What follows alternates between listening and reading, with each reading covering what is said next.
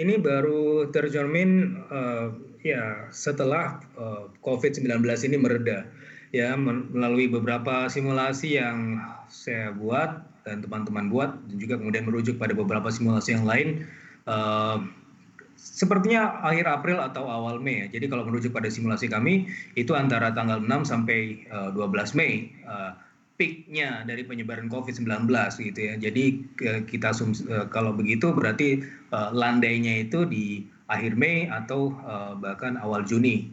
Nah, ini sebenarnya, pola ini sama seperti apa yang terjadi dengan China. Ketika China ini mulai bulan April itu mulai menggeliat, kita bisa melihat, beberapa, pembelian terkait dengan batubara, penggunaan batubara itu mulai meningkat gitu ya. Di satu sisi itu memang mencemari lingkungan, tapi di sisi yang lain ini sebenarnya kabar baik bahwa China sudah mulai beroperasi mulai, awal April gitu ya. Jadi dalam kondisi seperti itu saya melihat polanya ya cukup sama ya di Indonesia, seperti awal Juni baru kemudian industri kemudian baru bisa beroperasi. Mhm. Dan seperti yang saya sampaikan tadi, memang ya pelambatan ini karena ya kita kan memang melambat gitu ya. Sebelumnya Januari Februari ada optimisme karena kita bisa merebut pasar China, ya. Tetapi berikutnya ya ternyata kita kena juga, ya akhirnya melambat gitu. Mhm.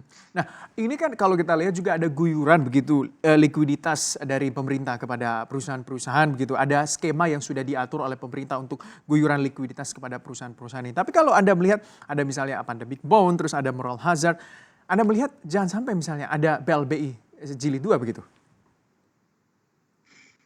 Ya. Nah, ini yang kemudian, coba dijaga oleh pemerintah dengan yang pertama ya, dalam Perpu tersebut, menyebutkan bahwa pengambil kebijakan dalam hal ini tidak bisa dihukum. Ya, ini untuk kemudian pertama membuat si pembuat kebijakan ini tetap ya ini ya, bisa nyaman dalam melakukan tugasnya.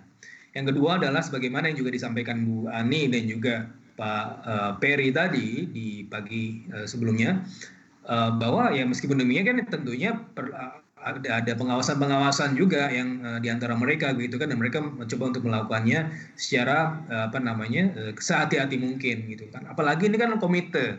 Komite itu kan kolektif kolegial dan mereka saling mengawasi antara satu dengan yang lain. Beda tahun 2008, beda tahun 1998 di mana kita belum punya OJK, sekarang OJK sudah ada gitu kan, dan potensi-potensi fraud, selepas tahun, 1998 saya rasa sudah mulai,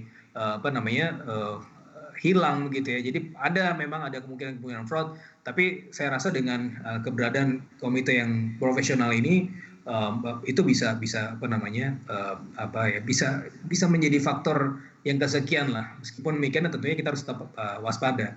Sebenarnya hal lain yang perlu diwaspadai adalah bagaimana financing dari, bonds ini, tidak menimbulkan crowding out gitu ya, pada sektor swasta untuk kemudian juga mencari, pendanaan dari obligasi maupun, instrumen-instrumen yang lain gitu ya. Tetapi saya rasa di saat seperti ini yang paling penting adalah memberikan stimulus ya. Dan financing, adalah yang, berikutnya, baru kemudian, kita berbicara mengenai bagaimana swasta bisa survive. Di jangka pendek ini ya duitnya dulu keluar gitu ya. Kita kan bicara mengenai, eee, apa namanya, persepsi konsep di mana kita butuh uangnya dulu gitu ya. Kita perlu ada uangnya dulu, bentuknya dulu. Kita perlu untuk menjalankan dan mengamankan bisnis perekonomian dan mengamankan orang-orang, baru kemudian kita berbicara mengenai financing gitu.